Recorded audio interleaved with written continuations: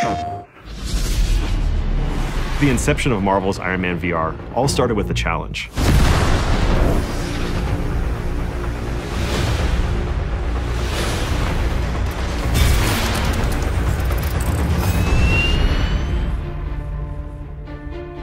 And Jay Ung, who runs Marvel Games, came back and told me that project is probably going to go to a bigger studio. And I said, hypothetically, what would it take for us to get that project? And he said, well, you have to have the best pitch I've ever seen and a prototype that beats every other prototype we've ever seen. Time for the hero thing. 3 years ago, when we started prototype flight, the first thing I did was just put some physics thrusters on my palms in VR and see how it felt.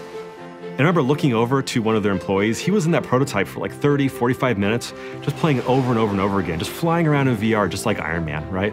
And I just knew at that point that we had nailed it. Sir, hostiles inbound, 10 o'clock. So much for a hero's welcome. We wanted to satisfy people's expectations from that. And that's not only visuals, that's sound, art direction. It's a combination of all the senses. The complexity of how the suit animates, basically, and how it breaks apart, how the suit-up sequence happens, how the auxiliary weapons pop out. And that was really important to nail visually, as it's pretty much expected by the fans at this point. Start drones incoming on an intercept course.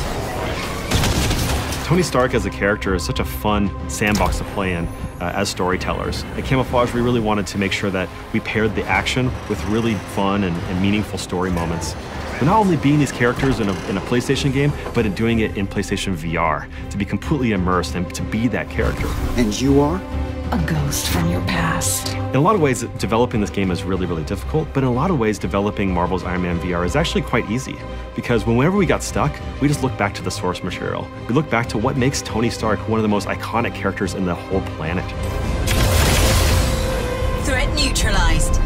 Good. I have a plane to catch.